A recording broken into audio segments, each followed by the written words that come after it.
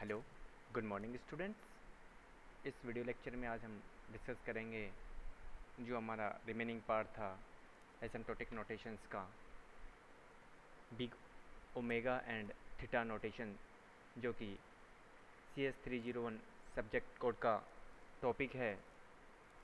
Previous lecture में हम लोगों ने डिस्कस किया था बिग ओमेगा नोटेशन का यूज़ क्यों किया जाता है और किस तरह उससे हम अपनी जो रनिंग टाइम कॉम्प्लेक्सिटी है किसी भी एल्गोरिथम की, उसको किस तरह से रिप्रेजेंट करते हैं, और उसको देखा था हमने एक एग्जांपल के साथ।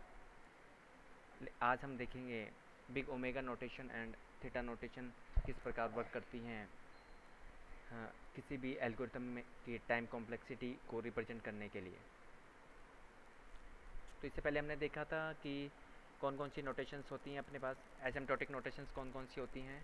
तो उसमें ऐसे पहले देखा था एसिम्प्टोटिक नोटेशंस क्या हैं, फिर हमने देखा नेक्स्ट लेक्चर में कि कौन कौन सी हैं, जैसे बिग ओ थी, बिग ओमेगा थी, थीटा नोटेशंस थी। ये तीन नोटेशंस थी, जिसमें इससे पहले लेक्चर्स में हमने डिस्कस किया हुआ है किसके बारे में, बिग ओ नोटेशंस के बारे में, जो बिग ओ नोटेशन के बारे में। आज हम डिस्कस करेंगे जो इसके जो रिमेनिंग पार्ट हैं, बिग ओमेगा और theta notation.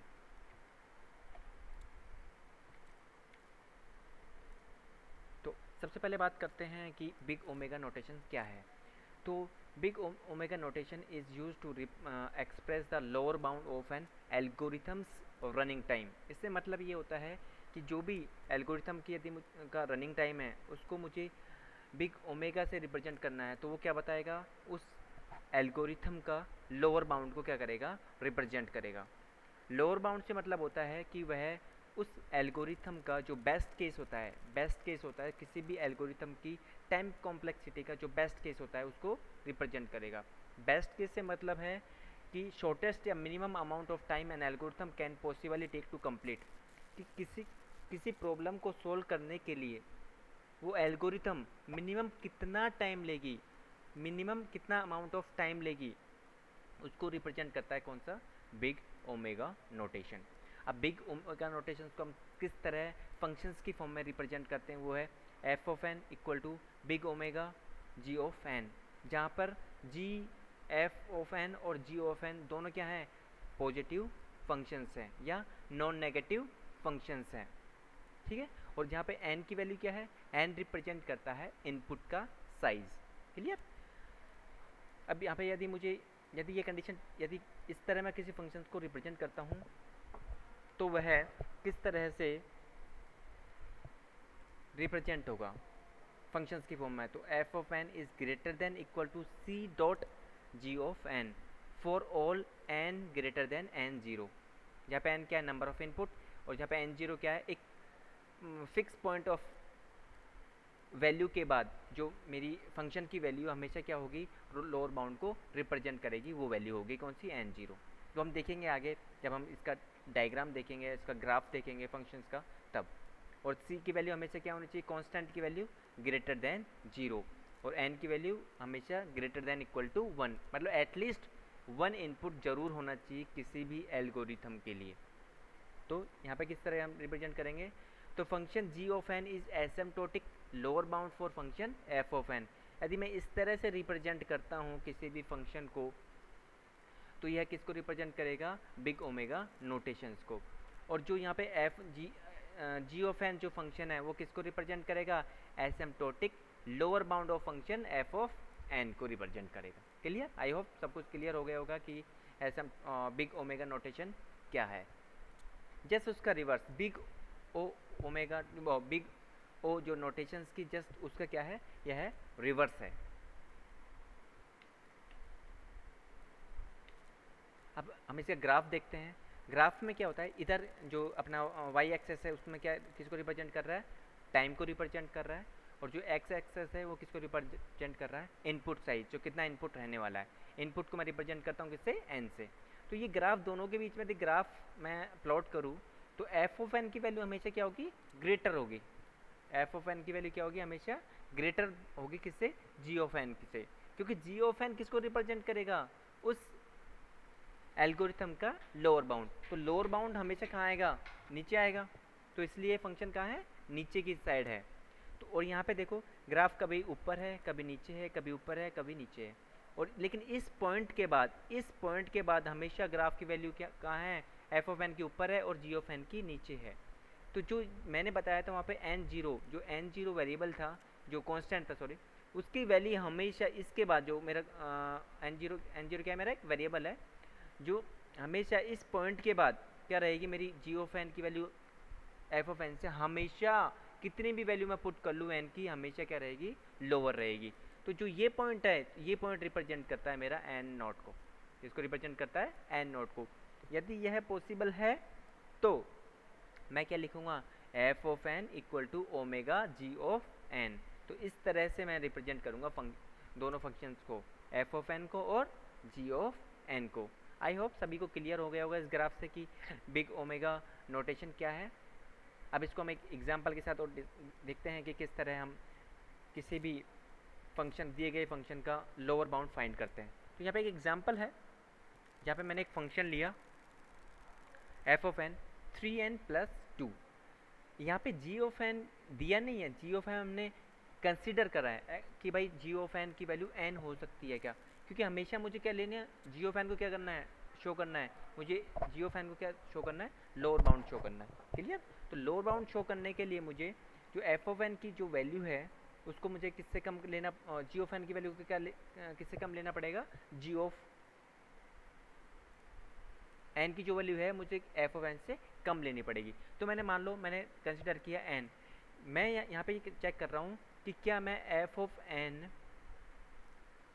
Equal to order of n लिख सकता हूँ, ये मुझे चेक करना है। यदि ऑर्डर नहीं, ओमेगा, बिग ओमेगा लिख सकता हूँ या नहीं, तो मैं चेक करता हूँ। यदि मैंने जी ऑफ एन को मैंने एन माना है तो कंडीशन क्या होनी चाहिए मेरी, f of N is greater than equal to C dot ji of n. ये किसकी कंडीशन थी मेरी, बिग ओमेगा की। यदि ये पॉसिबल है तो क्या होगा, 3n+2 is greater than equal to n, ये होना चाहिए, ये कंडीशन ट्रू होनी चाहिए। तो अब मैं बात करता हूँ जो मेरा कांस्टेंट था c की वैल्यू मान लो मैंने ली c इक्वल टू 1, c की वैल्यू मैं 0 से बड़ी लेनी है, मुझे कुछ भी मैं कंसिडर कर सकता हूँ, ये फिक्स नहीं है कि आपको 1 ही लेनी है, 1 2 3 4, जब जहाँ पे कंडीशन सेटिस्फाई हो वो चीज़ वैल्यू लेनी है, पुट करके देखनी है। अब c की वैल्यू 1 ले ली और n की वैल्यू मैंने स्टार्टिंग में 1 ली मान लो, तो ये कंडीशन क्या हो रही है, ये कंडीशन में यदि वैल्यू रखूँगा, c की वैल्यू 1 रखूँगा इस वाले इक्वेशन में, और n की वैल्यू 1 रखूँगा, तो क्या बनेगा, 5 is greater than equal to 1। तो कंडीशन क्या है, ये ट्रू है। कंडीशन ट्रू है तो इसका मतलब पॉसिबल है कि मैं किसको, f of N equal to big omega of n लिख सकता हूँ। किसके लिए, हमेशा एन की वैल्यू क्या रहेगी, n is greater than equal to 1। क्या है, n is greater than equal to 1, ये एन नहीं है। एंड सी की वैल्यू क्या होगी मेरी 1। यह कंडीशन मैं तभी लिखूंगा जब मेरी एन की value greater than equal to 1 होगी और सी की वैल्यू क्या होगी, 1 होगी। चलो नेक्स्ट एग्जांपल हम देखते हैं। एक फंक्शन दिया हुआ है F of N 2n² + 5n + 1। तो इसका मुझे क्या फाइंड आउट करना है, इस फंक्शन का एफ ऑफ एन का मुझे क्या फाइंड आउट करना है, लोअर बाउंड क्या करना है, फाइंड आउट करना है। तो लोअर बाउंड फाइंड आउट करने के लिए मैं किसको कंसीडर करूंगा, पहले एक फंक्शन जो जी ऑफ एन है उसको, मान लो मैंने जी ऑफ एन की वैल्यू कंसीडर करी n², ठीक है, और मैंने सी की वैल्यू कंसीडर करी 2। तो ये कंडीशन फुलफिल होनी चाहिए, तो ये कंडीशन फुलफिल हो रही है या नहीं, ये मैं चेक करता हूँ। तो मैंने यहाँ पे ऐसे कैसे इक्वेशन में लिखा, वैल्यू पुट कर दी दोनों की, जी ऑफ एन की और एफ ऑफ एन की। सी की वैल्यू मैंने क्या कंसीडर करी, 2 पुट कर दी यहाँ पे, ओके। माना एन की वैल्यू 1 ली, तो एन के लिए फर्स्ट जैसे मैंने एन की वैल्यू 1 ली तो ये कंडीशन क्या हो गई, ट्रू हो गई ये वाली। तो ट्रू हो गई तो इसका मतलब मैं एफ ऑफ एन को ओमेगा बिग ओमेगा n² लिख सकता हूँ, ना, कंडीशन ट्रू है तो यस, तो लिख सकता हूँ। तो कब लिख सकता हूँ, जब n की वैल्यू मेरे ग्रेटर देन 1 होगी। n की वैल्यू कोई भी वैल्यू हो लेकिन बड़ी किससे होनी चाहिए, एक या एक से बड़ी होनी चाहिए, उसके लिए कंडीशन क्या रहेगी, हमेशा सेटिस्फाई रहेगी। और c की वैल्यू क्या पुट करूँगा, 2 पुट करूँगा। अब आप c की वैल्यू 3 4 कितनी भी पुट कर सकते हो, लेकिन फिर वहाँ पे n की वैल्यू क्या होगी, डिफरेंट होगी। ऐसा नहीं कि फिक्स आप 2 ही है, 3 4 रख लो, 4 रख लो, कोई टेंशन नहीं, ठीक है। ये था बिग ओमेगा नोटेशंस के बारे में, और नोटेशन के बारे में हम नेक्स्ट हम डिस्कस करते हैं जो रिमेनिंग जो नोटेशन है, थीटा नोटेशन। हमने बिग ओ देख ली, बिग ओमेगा देख ली, अब देखते हैं हम थीटा नोटेशन। तो थीटा नोटेशन क्या है? Theta notation is use to express the asymptotically tight bound मतलब lower bound and upper bound दोनों के बीच की चीज जो of an algorithm running time. Clear? It represent the average case of an algorithms running time. या किसी भी एल्गोरिथम का जो रनिंग टाइम है, उसका एवरेज केस जो होता है उसको क्या करता है? रिप्रेजेंट करता है। यदि फंक्शन की मैं बात करूँ, यदि f of n and g of n दो नॉन नेगेटिव फंक्शन है तो मैं थीटा की नोटेशन में किस तरह से उसे रिप्रेजेंट करूँगा, वो इस तरह करूँगा, f of N equal to theta g of N, जहाँ पर जी ऑफ एन और एफ ऑफ एन क्या है? दो नॉन नेगेटिव फंक्शन है, और जो एन है वो क्या है मेरा? एक पॉजिटिव इंटीजर है जो रिप्रेजेंट करता है इनपुट का साइज, और एन नॉट जो है एक फिक्स पॉइंट है, उसके बाद वो ये कंडीशन क्या होगी? हमेशा फुलफिल होगी। और मैंने कंसिडर किए हैं दो कॉन्स्टेंट्स, दो positive constant C1 and C2 such that C1 भाई एफ ऑफ एन की वैल्यू बीच में आएगी हमेशा। एवरेज के केस की बात करूँ तो बीच में इसको लिया C1 dot ji of n less than equal to f of n less than equal to C2 dot ji of N for all n is greater than equal to n naught and C1 and C2 greater than 0 और n greater than equal to 1। यह condition मैं तभी लिखूंगा जब ये चीज़ मेरी fulfil होगी। तो here function g of n is asymptotic tight bound for function f of n। g of n है जो टाइट बाउंड रहेगा f of n बीच में और ये इधर, तो ये क्या हो गया? मेरा एवरेज केस हो गया, नहीं हो गया? ये किस को रिप्रेजेंट करता है? एवरेज केस को। अब इसका हम ग्राफ देखते हैं। तो ग्राफ देखो, हमेशा बीच में एफ ऑफ एन कहाँ पे आएगा? बीच में आएगा। तो देखो एक ग्राफ सी ये क्या हो गया? ये किसको रिप्रेजेंट कर रहा है? इसका अपर बाउंड, और एक रिप्रेजेंट कर रहा है मेरा लोअर बाउंड, दोनों रिप्रेजेंट कर रहे हैं। और इधर इनपुट साइज एन को रिप्रेजेंट करेगा, इधर टाइम कॉम्प्लेक्स जो टाइम कितना टाइम कंज्यूम कर रहा है। तो इस तरह से क्या होगा? मैं रिप्रेजेंट करूँगा जो मेरा एवरेज केस होता है किसी भी एल्गोरिथम का। तो एफ ऑफ एन और जी ऑफ एन के बीच में क्या रिलेशन होगा? थीटा की नोटेशन में ये f of N equal to theta g of n, इस तरह से मैं रिप्रेजेंट करूंगा थीटा की फॉर्म में। अब एक एग्जांपल देखते हैं, एग्जांपल का डिस्कस करते हैं। यदि एफ ऑफ एन मेरा दिया हुआ है 3n+2, यदि ऐसा दिया हुआ है तो मुझे इस फंक्शन का मुझे क्या निकालना है? टाइट बाउंड निकालना है। टाइट बाउंड से मतलब क्या है? इस फंक्शन का मुझे क्या निकालना है? एवरेज केस निकालना है। यदि मुझे एवरेज केस निकालना है तो सबसे पहले जी ऑफ एन, दोनों फंक्शन चाहिए मुझे, दोनों फंक्शन एफ ऑफ एन है तो जी ऑफ एन मैंने कंसिडर किया कितना? एन। यदि जी ऑफ एन की वैल्यू मैंने एन कंसिडर करी है तो जो मेरी थीटा नोटेशन की जो कंडीशन थी उसको फुलफिल करना चाहिए। तो उसको फुलफिल करने के लिए मैंने क्या थीटा नोटेशन की कंडीशन लिखी।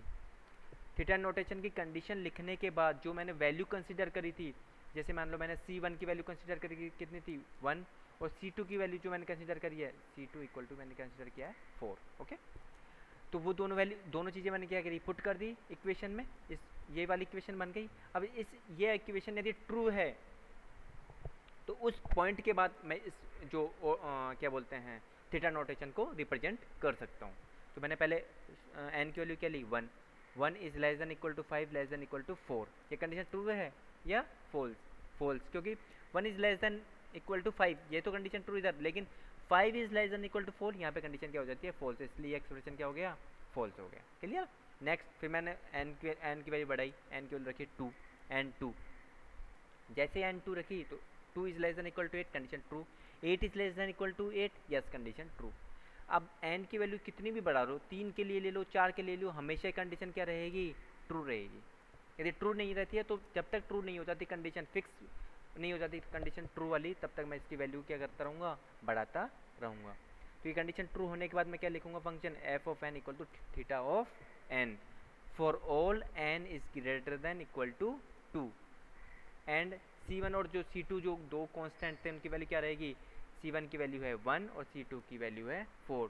तो मैं ये कह सकता हूँ यदि C1 की वैल्यू 1 है, C2 की वैल्यू 4 है और n की वैल्यू ग्रेटर देन 2 है, तो मैं f of n equal to theta of n लिख सकता हूँ। क्लियर? और देखो तो ये क्या था?